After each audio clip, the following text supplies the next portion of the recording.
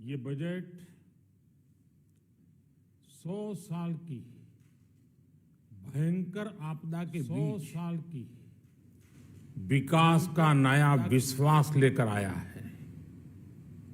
ये बजट अर्थव्यवस्था को मजबूती देने के साथ ही सामान्य मानवी के लिए अनेक नए अवसर बनाएगा।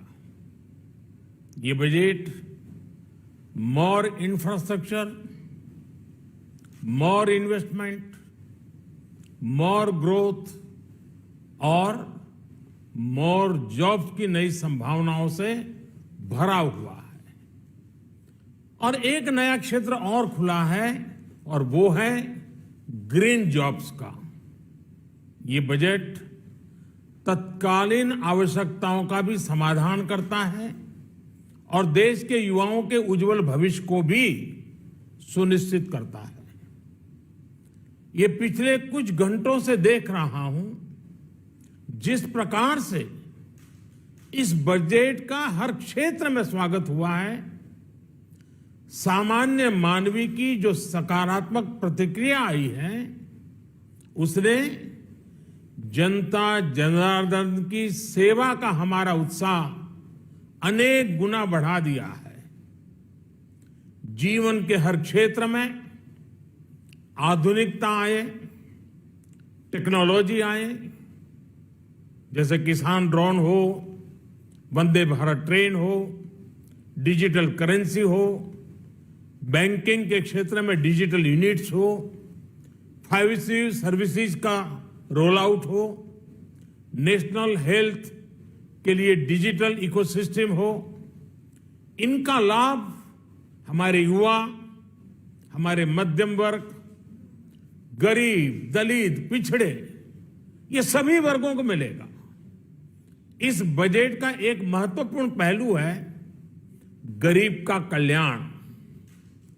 हर गरीब के पास पक्का घर हो, नल से जल आता हो, उसके पास शौचालय हो, गैस की सुविधा हो, इन सभी पर विशेष ध्यान दिया गया है।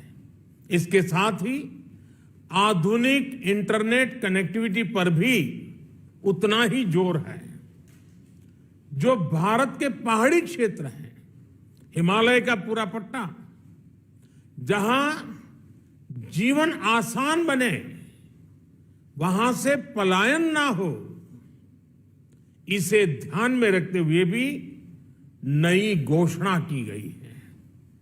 हिमाचल, उत्तराखंड, जम्मू कश्मीर, नॉर्थ ईस्ट ऐसे क्षेत्रों के लिए पहली बार देश में पर्वतमाला योजना शुरू की जा रही है।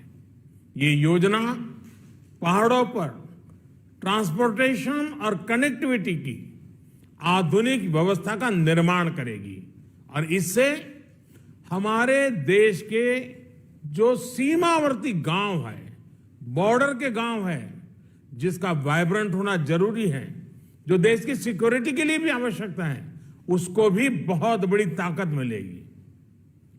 भारत के कोटि कोटि जनों की आस्था मां गंगा की सफाई के साथ साथ किसानों के कल्याण के लिए एक महत्वपूर्ण कदम उठाया गया है। उत्तराखंड, उत्तर प्रदेश, झारखंड, बिहार, पश्चिम बंगाल, इन राज्यों में गंगा किनारे नेचुरल फार्मिंग को प्रोत्साहन दिया जाएगा। इससे मां गंगा की सफाई का जो अभियान है, उसमें मां गंगा को केमिकल मुक्त करने में भी बहुत बड़ी मदद मिलेगी। बजट के प्रावधान यह सुनिश्चित करने वाले हैं कि कृषि लाभप्रद हो, इसमें नए अवसर हो, नए एग्रीकल्चर स्टार्टअप्स को प्रोत्साहन देने के लिए विशेष फंड हो या फिर फूड प्रोसेसिंग उद्योग के लिए नया पैकेज। इससे किसानों की आय बढ़ाने में बहुत मदद मिलेगी। एमएसपी खरीद के माध्यम से किसानों के खाते में 2.25 लाख करोड़ रुपए से भी ज्यादा सीधे ट्रांसफर किए जा रहे हैं। कोरोना काल में एमएसएमई यानी हमारे छोटे उद्योगों की मदद और उनकी सुरक्षा के लिए देश ने लगातार अनेक निर्णय लिए थे, अनेक प्रकार की मदद पहुंचाई थी। इस बजट में क्रेडिट गारंटी में रिकॉर्ड वृद्धि के साथ ही कई नई योजनाओं का ऐलान किया गया है।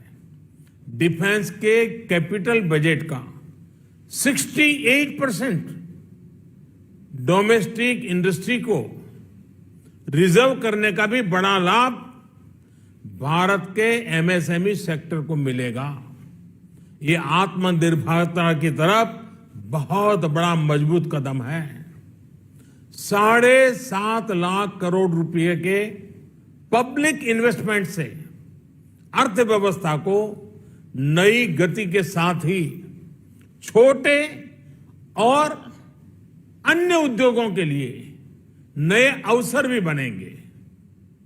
मैं वित्त मंत्री निर्मला जी और उनकी पूरी टीम को इस पीपल फ्रेंडली और प्रोग्रेसिव बजट के लिए बहुत बहुत बधाई देता हूं। कल भारतीय जनता पार्टी ने मुझे सुबह 11 बजे बजट और आत्मनिर्भर भारत विषय पर बात करने के लिए निमंत्रित किया है। कल 11 बजे मैं बजट के इस विषय पर विस्तार से बात करूंगा। आज इतना काफी है। बहुत बहुत धन्यवाद।